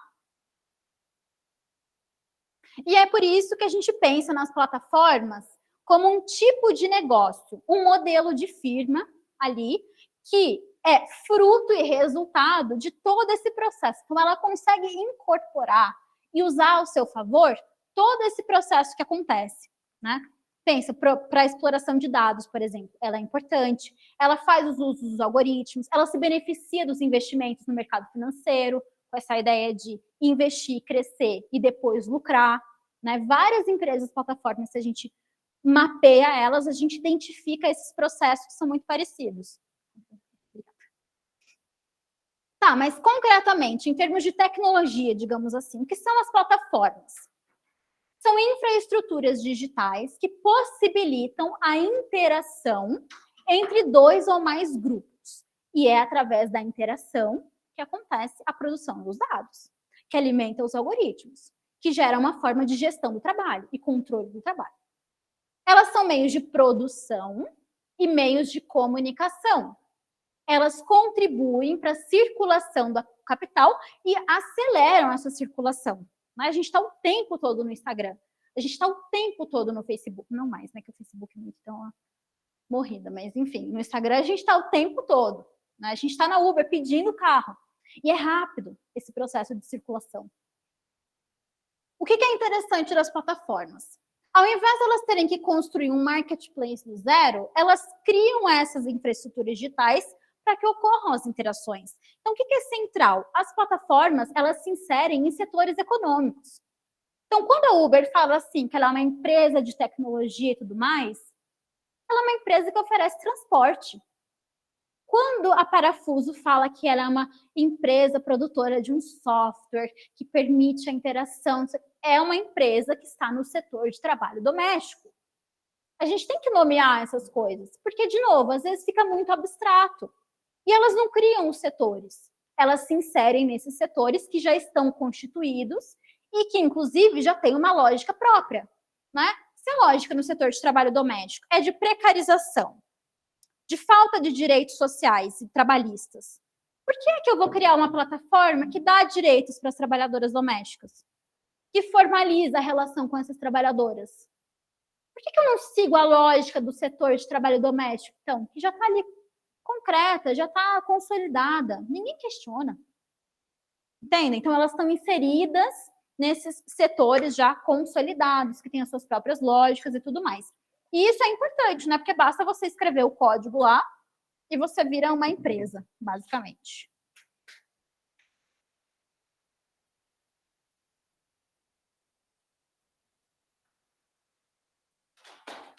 Tá.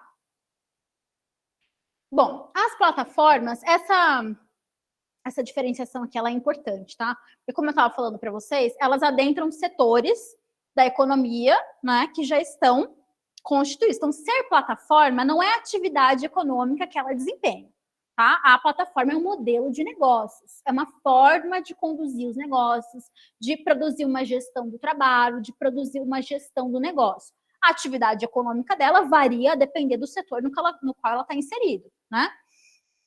Tem uma diferenciação importante que é a seguinte: nesse processo de digitalização de todas as coisas, basicamente, é lógico que todas as empresas têm um site. É lógico que muitas das empresas têm um aplicativo, não é? Não quer dizer que todas essas empresas são plataformas. Tá? Eu acho que a partir da aula de amanhã isso vai ficar mais claro. As empresas plataformas, então as plataformas de trabalho, elas são empresas que a gente fala que são digitais nativas. Elas nascem digitalizadas. E a tecnologia, a interação digital, mediada pela internet e por uma interface como o smartphone, ela é essencial para que ocorra a atividade econômica. Então não é que assim ela tem um aplicativo, ela tem um site, ela depende da plataforma para que o seu modelo de negócio aconteça e dê resultados, para que ela consiga desempenhar a sua atividade econômica. Né? Sei lá, se a gente pensa numa agência de trabalho, uma agência pode ter um site, né? Mas ela também tem interação presencial, fugiu a palavra completamente, tem interação presencial também. Então, eu posso procurar uma diarista presencialmente. Agora, eu não vou conseguir contratar uma diarista pela Parafuso se eu não usar a plataforma da Parafuso. Seja a plataforma na web, que é o site, seja a plataforma no aplicativo, né? Que é um modo de se apresentar a plataforma. O aplicativo é um modo pelo qual a plataforma se apresenta. O site é um modo pelo qual a plataforma se apresenta, né? Sem essa interação online digital, ela não funciona enquanto um modelo de negócio. Essa que é a diferença de empresas digitais nativas e empresas de forma geral. Mas a gente não pode esquecer, e por isso que eu gosto muito dessa ideia de empresas plataforma, que as plataformas são empresas. E como empresas, elas seguem as lógicas de uma empresa. O objetivo é lucrar, não é? Ela faz a gestão do trabalho, ela controla o trabalho de diversas formas, se aproveitando desse processo todo sobre o qual a gente falou aqui. Então, acho que isso é importante. Por isso que a gente fala, né? O que tem de novo nas plataformas, então? É a tecnologia, é a forma como essas empresas usam e dependem desse processo tecnológico de desenvolvimento dos dados, dos algoritmos, das interações online, interações digitais. O que permanece? A lógica capitalista, né? O capital detém os meios de produção, o trabalhador vende sua força de trabalho numa relação desigual de subordinação. A Uber adora falar, né? A Uber e outras pessoas também. Ai, o motorista é dono dos meios de produção. Ele tem um carro. Gente, não é isso que permite que a Uber lucre, né? O que a Uber detém os meios de produção, que é a plataforma. É através da plataforma que as interações acontecem e que a relação de trabalho também acontece, né? O carro não é o meio de produção, a plataforma é o meio de produção nesse processo todo. E quem detém a plataforma é a empresa. As plataformas produzem e dependem do que a gente chama de efeito de rede. Esse efeito de rede ele fica muito nítido pelo processo pelo qual a Uber veio para o Brasil. Então, a Uber vem para o Brasil em 2014 e quando ela chega aqui, e se vocês forem conversar com motoristas que estão na Uber desde então, todos eles falam, né? A maioria, vamos dizer assim. Nossa, quando a Uber chegou aqui era incrível. A gente tinha bônus, sabe? A gente ganhava muito mais por corrida. Então, na verdade, essa coisa de tinha bônus era a Uber tentando adentrar no mercado brasileiro e produzir um efeito de rede. O que é o efeito de rede? Quanto mais usuários tiver naquela plataforma, mais bem sucedida ela é. Porque aí eu vou pedir um carro no aplicativo, na plataforma, e eu sei que todos os motoristas estão na Uber. É lógico que eu vou pedir pela Uber, né? E eu sei que, sei lá, tem menos motoristas pela 99. Então, eu não vou pedir pela 99, vou pedir pela Uber. E aí, os motoristas tentam criar aplicativos e plataformas próprias, e aí tem cooperativas, e tem, né, vários esforços nesse sentido. E aí, eu escutei de uma trabalhadora lá em Juiz de Fora, que criou um aplicativo próprio dela, em que as trabalhadoras ficavam com 80% da corrida, do valor da corrida. E ela falava assim para mim, ninguém vem para minha plataforma, porque ninguém usa a minha plataforma. Então, nenhuma trabalhadora queria dirigir para a plataforma dela, porque todos os clientes estavam na Uber. Então, esse é o processo que é bem característico das plataformas de trabalho, que é essa produção do efeito de rede, que tem a ver com esse oferecimento de bônus. A Parafuso, por exemplo, tinha uma época que estava dando limpeza a R$20. Então, imagina você pagar R$20 por uma limpeza. Não é? É uma forma de atrair os clientes e atrair usuários de forma geral. E isso é importante para o funcionamento das plataformas. Por isso que elas têm essa lógica que a gente fala de que é monopolista. Assim, ela tenta monopolizar ali os mercados. E aí ela oferece subsídios, né? Só que a gente sabe, isso não se sustenta por muito tempo. Chega um momento que ela não pode mais oferecer tantos subsídios. E ela precisa buscar o lucro, né? Para convencer acionistas, enfim.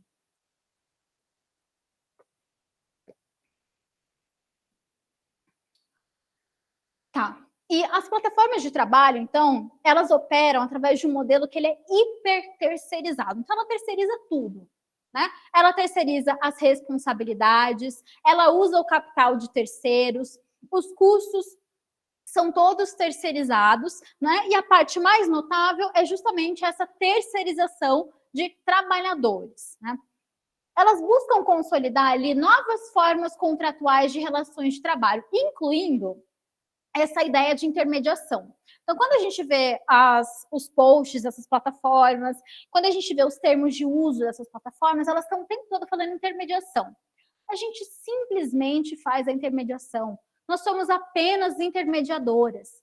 Né? Na verdade, essa ideia de intermediação, ela é complexa e é difícil a gente reproduzir esse discurso, porque por trás da ideia de intermediação então, na verdade, um processo de controle do trabalho e de gestão do trabalho que as plataformas fazem através da gestão algorítmica do trabalho, né? Que é baseada em métricas de performance e desempenho, promove a supervisão, a governança e o controle dos trabalhadores de forma remota. Então, nunca foi tão fácil controlar e gerir trabalhadores através de um aplicativo da produção de dados, né, da produção de algoritmos para manejar esses dados, né? Então, os dados informam os algoritmos e o algoritmo faz a gestão. Só que lembrando, o algoritmo não é abstrato. Portanto, a gestão algorítmica também não é abstrata. Ela é fruto de escolhas. Escolhas das empresas que decidem fazer a gestão dessa forma. que decidem construir os algoritmos para que eles funcionem da forma como eles funcionam. Né? Então, nada disso é aleatório, né? Os algoritmos não fazem porque eles querem. A gestão algorítmica não acontece por si só. Ela é produzida e pensada pelas empresas, né? E aí é interessante que tem, de novo, retomando aquela ideia do neoliberalismo, né, como discurso e narrativa que a gente conta para a gente mesmo e para os outros, né, tem uma relação forte entre essa ideia de gestão algorítmica do trabalho e a motivação pessoal. Né? Então, você não tem um chefe, você faz seu próprio horário. Né? Mas, poxa, os motoristas, na verdade, eles sabem que por conta da tarifa dinâmica, né, dirigir às 5 garante maiores rendimentos do que dirigir às 3. É lógico que eles vão dirigir às 5. Né? E não é aleatório que às 5 tenha tenha um maior rendimento por corrida. Né? É um processo de gestão. São escolhas das empresas. A gestão, a tarifa dinâmica, que muda conforme a demanda e a oferta de clientes e de motoristas. E os trabalhadores em plataformas digitais, eles não são contratados nem recrutados. O contrato de trabalho é um contrato de adesão, que são os tais termos de uso, né, e condições de uso, que dificilmente a gente lê. Quando a gente lê, é terrível, a gente fica triste. Né? As empresas, entretanto, elas continuam controlando grandes contingentes de trabalhadores. E qual que é o sucesso dessa história toda? A empresa controla na dispersão, né, que é um resultado do processo de acumulação flexível. Quando a gente dispersa a força de trabalho, mas continua mantendo controle sobre ela, pelas formas de gestão e formas de controle da gestão do trabalho. Né? Isso é importante do processo da plataformização, né? Que os trabalhadores se relacionam de maneira informal com as regras. Né? Tem essa construção do know-how que vai acontecendo enquanto eles vão trabalhando. Então, isso é muito comum com os motoristas da Uber, né? Eles vão, como não está nada claro, né? Como nada é transparente, porque os algoritmos, eles fazem parte do modo de funcionamento da empresa. Portanto, eu entendo que deveria ter um esclarecimento sobre a forma como eles funcionam, para que, já que eu estou assinando um contrato de adesão, então, as coisas estejam claras, as regras estejam claras. Mas não há transparência nenhuma em relação aos algoritmos, né? E eles aprendem trabalhando. Então, por isso que eles sabem que às 5 tem a tarifa dinâmica, e aí que compensa dirigir às 5, então. É um processo de aprendizado ali que é muito... que tudo bem, a gente pode dizer que que isso acontece em todo o processo de trabalho, mas que ele é muito um resultado da falta de transparência das plataformas. Porque se o modo de funcionamento dos algoritmos estivesse ali explicado certinho, não é? Mas não está. Então, as pessoas precisam lidar com isso de alguma forma. E essa construção do know-how é um jeito de lidar com isso. Eu achei que eu ia falar pouco, eu fui falando mais do que eu imaginava.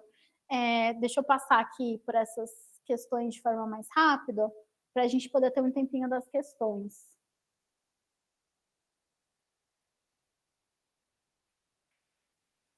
Eu já falei. Tá, eu acho que isso estava no programa, acho que é importante a gente comentar, que são esses conceitos, né? Trabalho digital, plataformização, uberização, qual que é a diferença, qual que é a relação entre eles. O trabalho digital, então, é essa ideia, né, de que o trabalho ele é interceptado, organizado e governado por plataformas digitais, produzindo valor para as plataformas a partir de contratos que nem sempre são definidos como contratos, havendo subordinação tecnológica.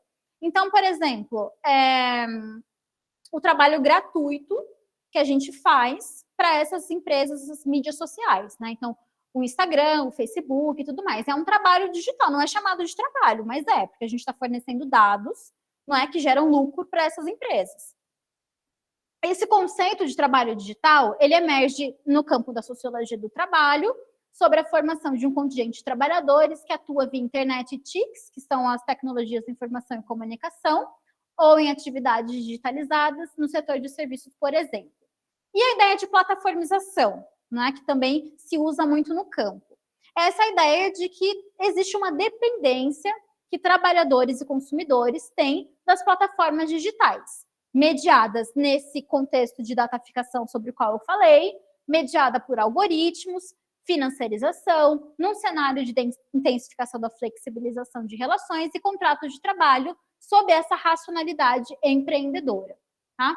O conceito de plataformização, ele não emerge necessariamente no campo de estudo sobre o trabalho, mas no estudo sobre plataformas de forma geral. Então, como esses softwares funcionam, como as plataformas funcionam, e tem uma perspectiva interessante que é multifacetada, né, de que a plataforma é, simultaneamente, uma empresa, um software, uma infraestrutura digital centrada em dados e algoritmos com determinadas formas de governança e propriedade, ou seja, um modelo econômico. Tá? Então, pensar justamente as plataformas como empresas. A uberização, ela está falando sobre um processo que é historicamente mais amplo, para além das plataformas digitais, que é de informalização e consolidação do trabalhador sob demanda, que é aquele trabalhador que está disponível para o capital, né? A sua força de trabalho está disponível, ele trabalha por 1 hora, então ele faz uma corrida, né? Aí ele fica um tempão sem receber chamado nenhum, mas ele tá lá, né? Ele está disponível, né? Mas ele recebe pela corrida que ele fez. É um trabalho sob demanda, apenas.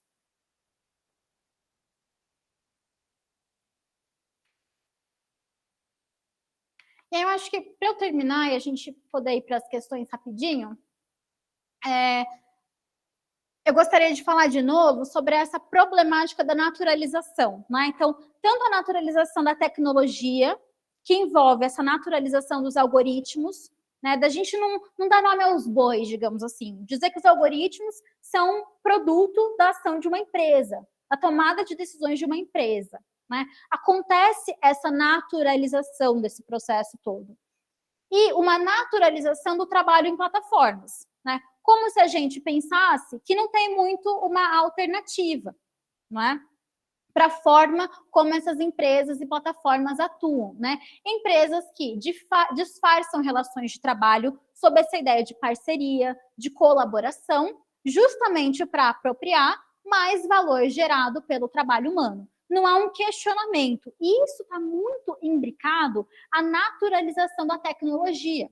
Né? Como, de novo, se não fosse uma tecnologia situada socialmente, economicamente, historicamente, fruto de desenvolvimentos do capitalismo em busca da acumulação. Né?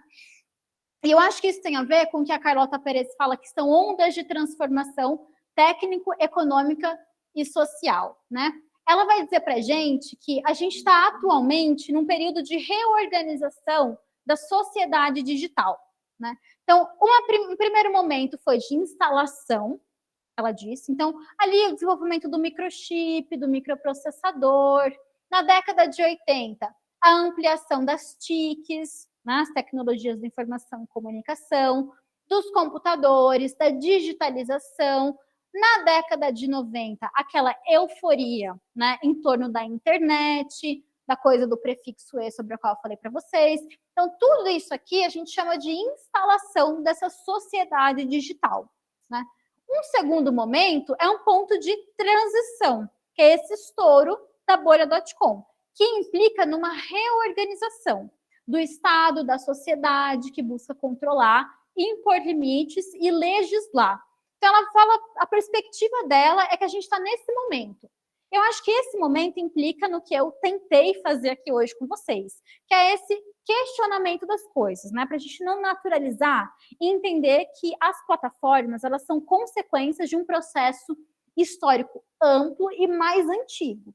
Então, não é que elas caem, de novo, de paraquedas, né? Elas são resultado das ações que ocorreram durante esses processos. Tá? E ali ela diz que no desenvolvimento da sociedade digital vai ter esse momento de maturidade, que implica a gente fazer isso aqui bem, reorganização.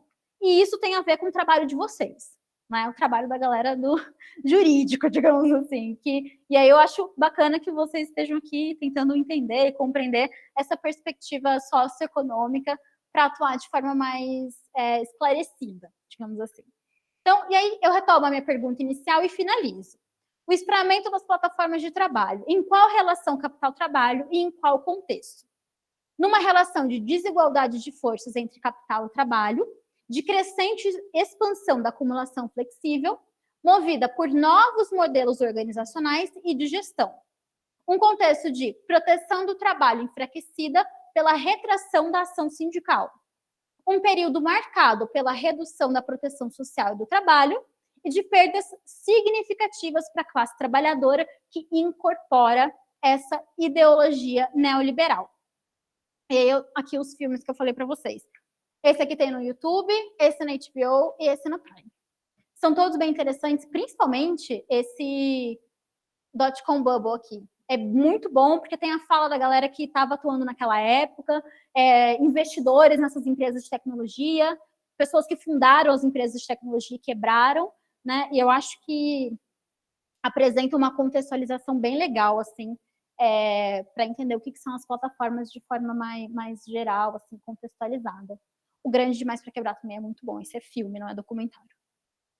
E, gente, eu acho que era isso. Eu tentei falar sobre um monte de coisa num período muito curto de tempo, mas eu espero que vocês tenham assimilado alguma coisa para a aula de amanhã, né? Que aí vai aprofundar um pouco mais nessa coisa da plataformização, de como as plataformas funcionam, que o Matheus vai trazer aqui para vocês. E aí eu abro, a gente tem 10 minutos para as questões. E aí eu vou organizar entre vocês a galera que está aqui de forma remota. Alguém tem alguma questão?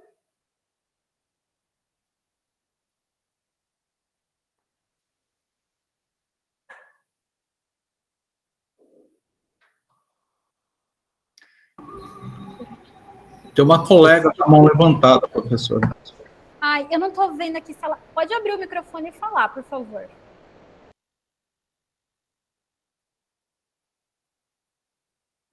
Não estou vendo quem é que está com a mão levantada.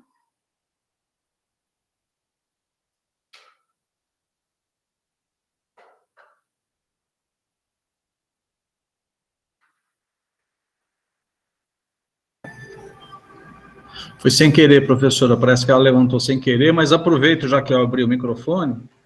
Professora, o que a senhora acha assim, que é o mais importante nessa pegada sociológica para você entender esse capitalismo de plataforma, como a doutora Viviane chama?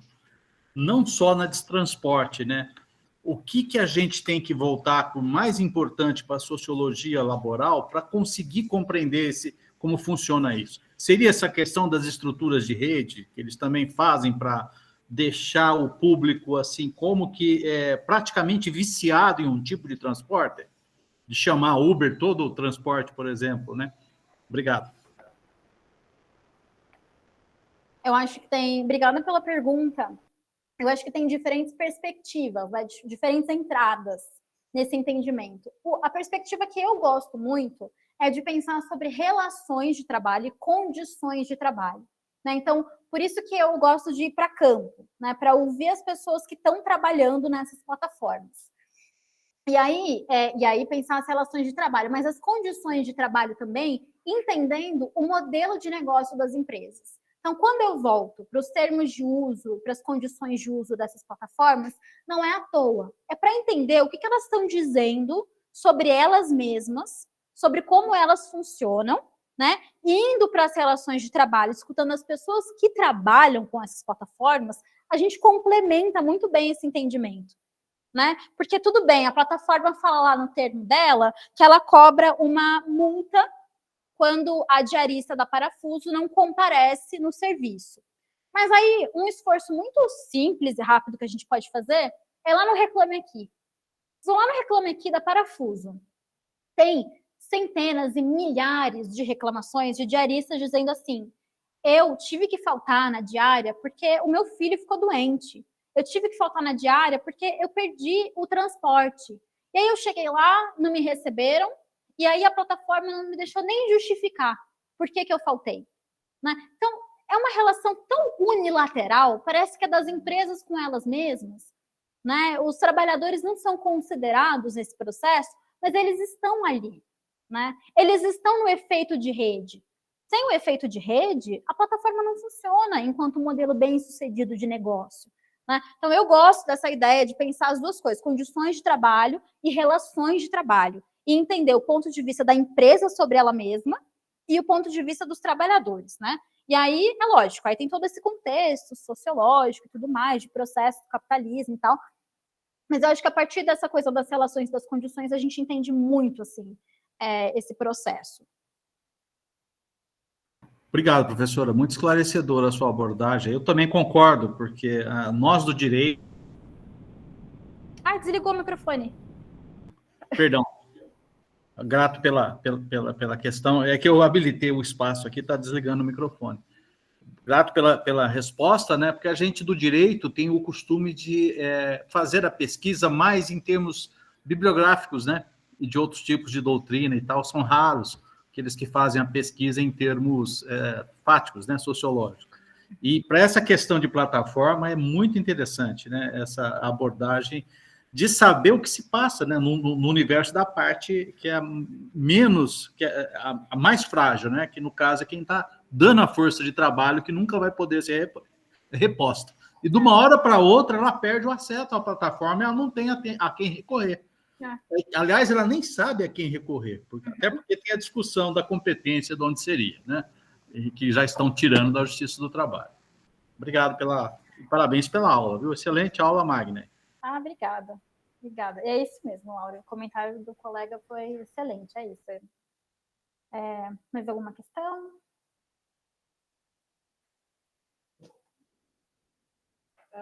Assim, primeiramente agradecer pela aula, foi muito esclarecedora.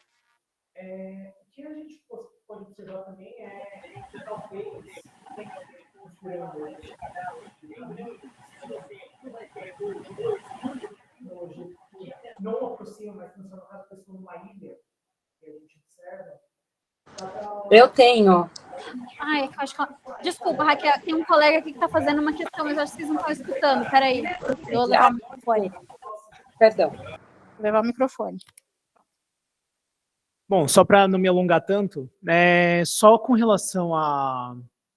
Existem novas relações hoje, relações pessoais, relações comerciais, e juridicamente falando, se a gente for analisar a letra fria da CLT, as relações não daria para se encaixar como uma relação de emprego, exatamente porque as empresas se vestem nessa figura de apenas intermediária entre o usuário consumidor e o motorista.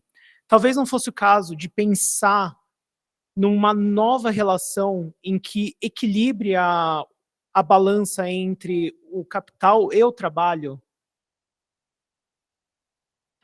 Eu acho que primeiro, sim, tudo bem, as empresas dizem, né? Mas, gente, as empresas dizem muitas coisas, né?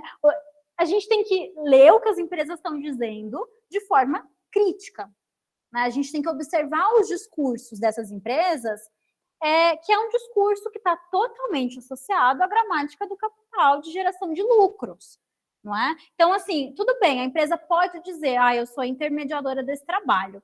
Aí, quando a gente vai olhar as relações concretas de trabalho, aquele trabalhador, a empresa decide se ele entra ou se ele sai da plataforma, quando a empresa decidir, né? Ele tem ali uma precificação do serviço dele pela empresa, né? Tem uma definição do horário de trabalho.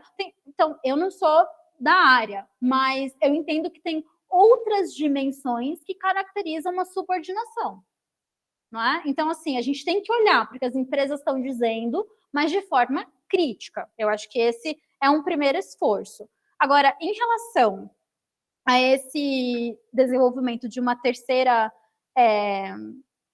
definição, né, de qual relação está acontecendo ali, é algo que está em aberto, né, e está em aberto em diálogo com os trabalhadores, porque muitos deles não querem essa relação via CLT, né, e a gente tem que problematizar isso também, por que é que eles não querem, o que se entende que é a CLT, né, o que eles entendem que é a CLT, e eu acho que trabalhar a questão das organizações coletivas, né, de buscar formas de engajamento político dessas pessoas e dar o suporte para elas que elas precisam nesse processo de construção das narrativas dos trabalhadores, né? Vamos olhar as narrativas das empresas, mas também das pessoas que trabalham para essas empresas.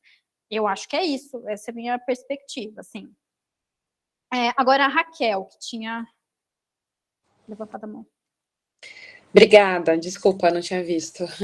Tudo bem. Primeiramente, eu queria parabenizar pelo evento e pela aula, pela conversa, né, de hoje, Maria Júlia, muito, muito boa a sua explicação, muito esclarecedora. E, na verdade, eu queria só retomar uma dúvida que foi perguntada ali no chat, que eu acho que talvez seria interessante, talvez não sei se aprofundar tanto. Quando você menciona trabalho, alienação e estranhamento, uma pessoa perguntou, mas o que é trabalho alienado e estranhamento? Então, imagino que você esteja falando do conceito marxista, né? E talvez essa pessoa nunca tenha tido contato com esse conceito. Eu acho que às vezes é legal compartilhar, que é um conceito assim, bem falado, sobretudo nesse assunto, né? Das plataformas digitais e tudo mais. Obrigada. Imagina. Obrigada a você pela pergunta e por retomar a pergunta que estava no chat que eu não vi. Essa é uma discussão teórica, conceitual, que a gente poderia ficar aqui outras 2 horas ou mais falando sobre. Eu vou pensar trabalho estranhado e alienado como... Eu vou pensar na duplinha, trabalho estranhado e alienado. Quando a gente fala em alienação e estranhamento do trabalho, isso tem a ver com, primeiro, essa separação dos trabalhadores dos meios de produção, não é? Esse é um primeiro momento, e é que implica, de novo, numa relação de subordinação, numa relação desigual de poder, né, entre quem detém os meios de produção e quem dá a força de trabalho, né, mediante o pagamento do salário e tudo mais. E aí ocorre, durante esse processo, um distanciamento da pessoa em relação ao trabalho em si. Então, a pessoa não se reconhece no trabalho que ela faz, né? A pessoa não reconhece que aquilo é fruto do trabalho dela, né? Ela não se vê naquele processo, porque é tão distante dela, em termos de relação de poder, de quem detém os meios de produção, né? Que ela não se enxerga ali. E não enxerga que aquela determinada coisa, aquele determinado produto, é fruto do trabalho humano, do gênero humano, de forma geral também. E daí a gente fala sobre a questão da naturalização dos processos, das relações, né? Não conseguir olhar para isso de forma concreta como relações que se estabelecem entre a pessoa que está trabalhando e os meios de produção, né? Porque você não consegue se enxergar naquilo que produz, não consegue se enxergar como parte daquele processo. De forma bem simplista, e talvez, espero que não tenha nenhum estudante marxiano aqui para me corrigir, né? Mas, assim, de forma bem ampla e sem querer entrar nos pormenores, assim, eu acho que é isso. Quando a gente fala em trabalho alienado, estranhado, é esse distanciamento, essa falta de identificação com o processo de trabalho. O trabalho é um fardo, né? O trabalho, eu não faço nada, eu não produzo. Na verdade, a gente produz tudo. O gênero humano produz tudo. Né? E a gente não se enxerga nas coisas que produz. As coisas são apenas coisas. Aí entra a fetichização e o caramba. Mais alguma questão?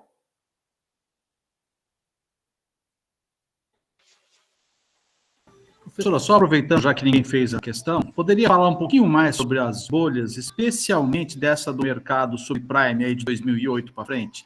Porque o que os governos fizeram foi retirar, simplesmente, dos impostos e socorrerem grandes empresas, né, que haviam praticamente quebrado, sob o argumento de que o sistema financeiro global iria se quebrar, né? O que eu acho que não é tão correto nesse sentido. Obrigado. Tá, eu acho que assim, para a questão da... Eu não sou especialista também na crise da bolha, né, e na crise que culmina com o processo de estouro da bolha ali em 2008. O que eu apresentei aqui dá conta, né, da gente entender o contexto geral no qual as plataformas depois vão surgir, e eu acho que um resultado importante dessa bolha de 2008 é a questão da austeridade. Não é? E de que a austeridade ela vira a norma. Né? Então, a retirada de investimentos públicos, de gastos públicos, gastos públicos que vão, dinheiro depois que vai para resguardar esses bancos, não é? Essas empresas de investimento ali que fizeram parte da bolha e não conseguiriam assumir todos os riscos e tudo mais.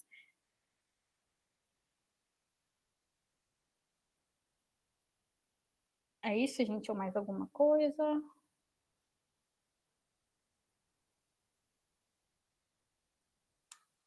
eu acho. Agradecer mais uma vez, professor, a gente já está até passando do horário, né? Mas foi excelente aí a exposição, inclusive essa questão da austeridade, realmente, que a gente vê em todos os níveis, né? E até deveria ser melhor empregado, né? Inclusive a nossa austeridade pessoal, né?